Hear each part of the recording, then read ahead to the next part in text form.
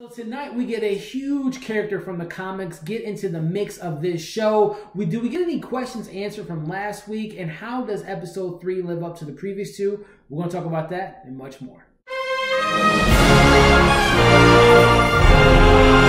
Episode 3 was titled She Was Killed by Space Junk, following a late night visit from the senator who put together the mass policing program in Oklahoma. FBI agent Laurie Blake, played by Jean Smart, heads to Tulsa to take over the recent murder investigation. The Lord of the Manor receives a harshly worded letter and responds accordingly.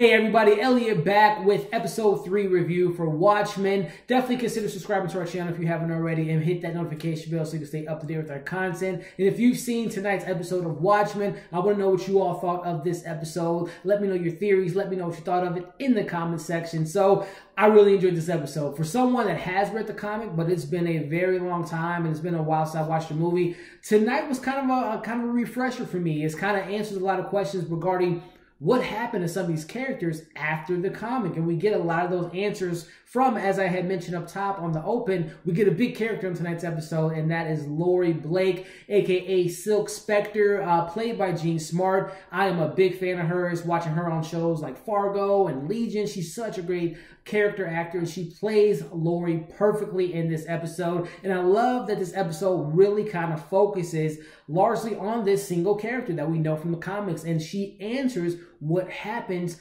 in the last, or what happened in the last 30 years since we know what happened at the end of the comic run.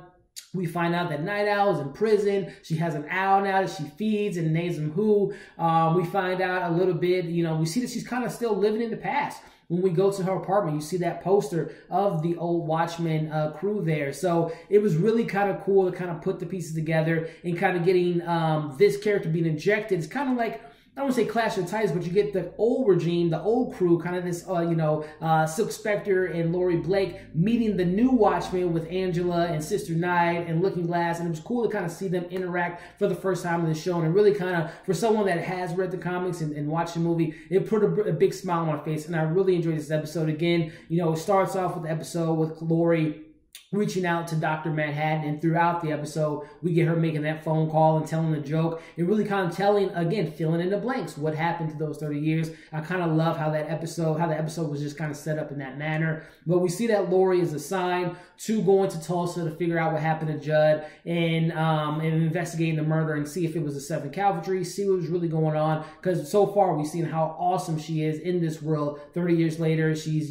taking down these mass vigilantes. She's not a big fan of heroes, and that's really her job now. And I love how they kind of set that up. We get a glimpse of the Millennium Clock, and I hope to find out more about that in the coming weeks. But I really love my favorite moment throughout the show was definitely seeing, the back and forth that we get with Laurie and Angela, played just so great right now with Regina King. She is knocking this role out of the park. But seeing their back and forth throughout the episode when they first meet each other, we're kind of rewinding that when Laurie meets Looking Glass and kind of gets under his skin and gets the information from him. But seeing those two titans on the screen, again, the old regime with Lady Silk Spectre, Laurie, and also meeting Angela, and them meeting for the first time was just magic on the screen. She interrogates her briefly. We see the whole funeral taking place for Judd, and seeing the 7th Cavalry member coming up and having that the explosives to his heart. Laurie, being the badass that she is, takes him out one shot in the head. Didn't think, that she mentioned it later in the episode that she didn't think that nothing was going to happen. But Angela, being the badass that she is, thinks, quickly and puts him in the grave. And unfortunately, Judd's body is kaboot now. His body's exploding. And Laurie had mentioned that it would have been nice to kind of have his body, because she's really investigating this murder. As she talks to Sister Act, Angela, and mentions that she sees the tire tracks from a car being there. But more importantly, she sees that it was a wheelchair track. So she's very smart. And you can see Angela just kind of the wheel spinning in her head. But in the perfect response from Angela, as Laurie kind of calls Angela out as far as finding out, going to Judd's closet, and that Angela was the last one in the room, and mentions, well, you guys have an affair. There's something that you're hiding. And I love Angela's response, how she pours the coffee in the hole. I'm just loving the back and forth, and I'm really excited to see Laurie and Angela kind of having this, built their relationship, built their trust, kind of have some bumps in the road, but ultimately teaming up to figuring things out. So I'm loving what I'm getting with Laurie Smart. Again, Jean Smart Jean Smart playing Laurie Blake is just such great casting. And again, her and Angela going back and forth. I'm just so excited. So going from everything that we get there, we transition to Adrian and seeing this whole storyline kind of play out. Right now, the B storyline, which is Adrian, hasn't really connected to the A storyline, but eventually we know Damon Lindelof, everything's going to make sense and kind of eventually come together. We see him continue to do these experiments with his clones. He's having this tension with one of his neighbors after Adrian takes out one of the buffaloes, and he responds in a letter, and we're going to see how the rest of that plays out. But it's just, again, this episode did a really good job of, again, answering questions from the comic book 30 years later, addressing certain things and letting us know where certain these legacy characters have ended up. And I'm just so excited to see the rest of the season play out. And I really enjoyed this episode. I know some people are probably thinking, oh, it's a slow burn. What does all this, what does all this mean? But again, for those that are familiar with the source material, even if you haven't read the source material,